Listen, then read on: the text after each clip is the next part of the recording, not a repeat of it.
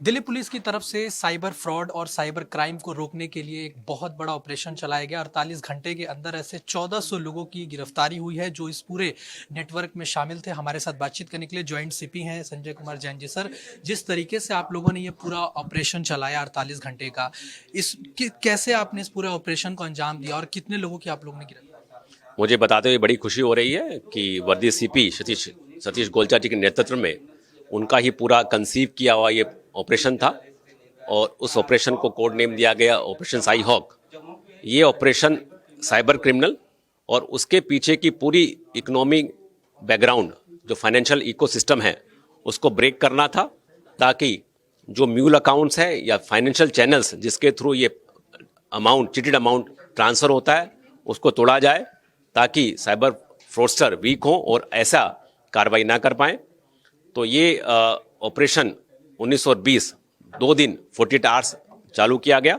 इसके पीछे करीब 1 महीने की कड़ी मेहनत है।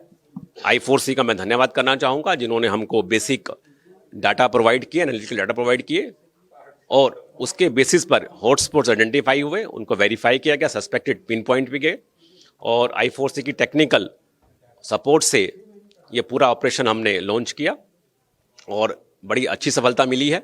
इसमें करीब 1400 लोग आइडेंटिफाई हुए सस्पेक्ट के तौर पर, जिसमें 900 लोग या तो गिरफ्तार हुए या बाउंड डाउन हुए और 500 लोगों को नोटिस इशू किए गए हैं। उनकी बैकवर्ड लिंकेज के आधार पर उनकी आगे की कार्रवाई की जाएगी।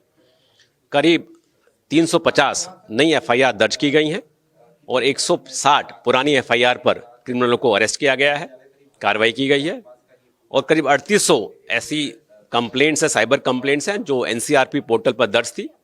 उन कंप्लेंट्स को लिंक किया गया है इन म्यूल अकाउंट से और उन पे कार्रवाई की गई है। इस पूरे 3800 कंप्लेंट्स में करीब 1000 करोड़ से ऊपर का फाइनेंशियल फ्रॉड इन्वॉल्व था।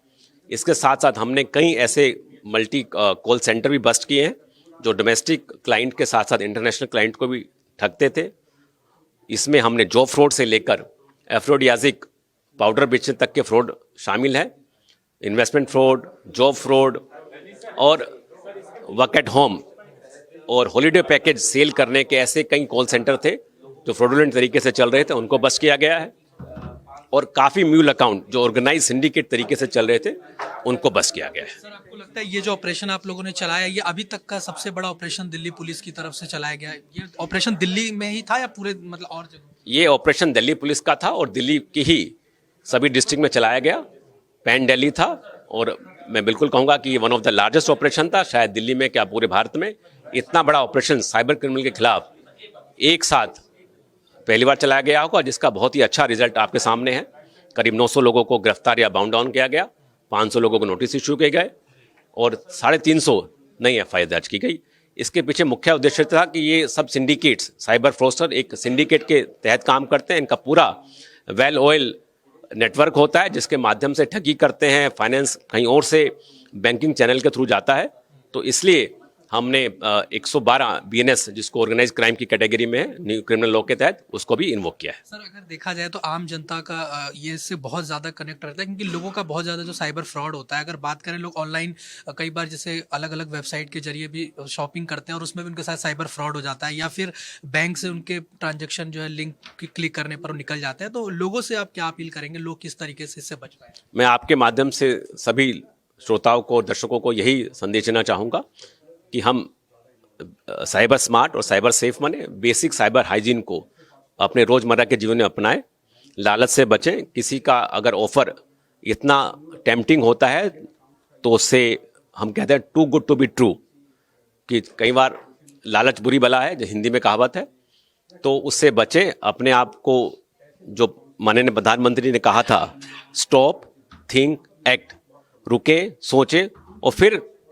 अपना एक्ट करें कि ये क्या सही है कि गलत है।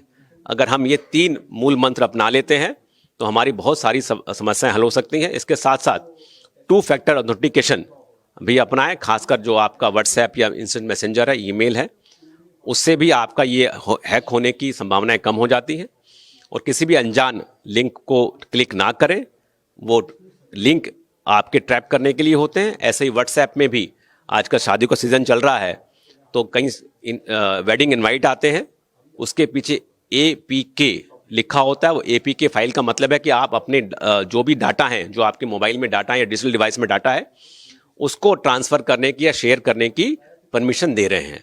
तो APK फाइल जब आप क्लिक करते हैं तो आपका पूरा डिजिटल डिवाइस का डाटा रियल टाइम बेसिस पर उसके पास चला जाता है, और उसमें आप जो भी ट्रांजैक्शन करते हैं, OTP मैसेज आता है तो वो क्रिमिनल के पास चला जाता है। तो इस प्रकार से आपके साथ ठगी भी होती है इनडायरेक्टली भी, अदर देन जो आप वेबसाइट पे खरीद रहे हैं, या हमने जो ऑफर वाले फ्रॉड पकड़े हैं जिसमें एक्टिव आपके पास अप्रोच करते हैं, डायरेक्टली इनडायरेक्टली कई तरीकों से ठगी होती है।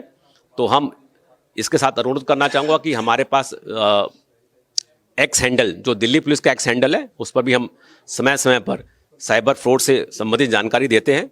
और MHA का एक पोर्टल है जिसको हम साइबर दोस्त कहते हैं, एक्स पर है, ट्विटर एक्स पर है। साइबर दोस्त बहुत ही अच्छी एजुकेटिव अवेयरनेस प्रोग्राम उस पर ट्वीट करता है। इन्फॉर्मेटिव भी होते हैं, ग्राफिक्स बेस होते हैं, शॉर्ट मूवी बेस होते हैं। बड़ा ही अच्छा लेमैन की लैंग्वेज समझाया जाता है, कोई भी उसको समझ के अवेयर हो सकता है। आखिरी सवाल है, जिस तरह से अगर किसी के साथ साइबर फ्रॉड हो जाता है तो लोग कैसे उससे बचे, यानी कि थाने में जाएं या कैसे रिपोर्ट कराएं, क्या करें, मतलब कॉल पे बात करें, कैसे बिल्कुल, मेरा अनुरोध है कि दिल्ली पुलिस ने हर थाने में इंटीग्रेटेड हेल्प डेस्क का सेटअप किया है। उस थाने में, अपने नज़दीकी थाने में जाएं, जल्द से जल्द जाएं, और वहाँ पर किसी भी साइबर अपराध, चाहे वो फाइनेंशियल फ्रॉड हो या आपका सोशल मीडिया से कंसर्न फ्रॉड हो, उसको दर्ज करने की सुविधा है। वो तुरंत आपकी कंप्लेंट दर्ज करेंगे ताकि उस पर कार्रवाई हो सके।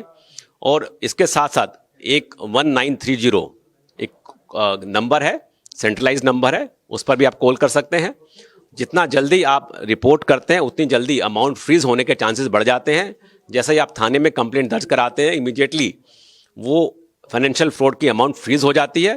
तो उसको जरूर रिपोर्ट करें ताकि आपका पैसा बच सके। धन्यवाद। धन्यवाद। देखिए, हमने बातचीत करी ज्वाइंट CP संजय कुमार जैन से। वीडियो जर्नलिस्ट विवेक के साथ में हिमांशु दुबे, भारत एक्सप्रेस, दिल्ली।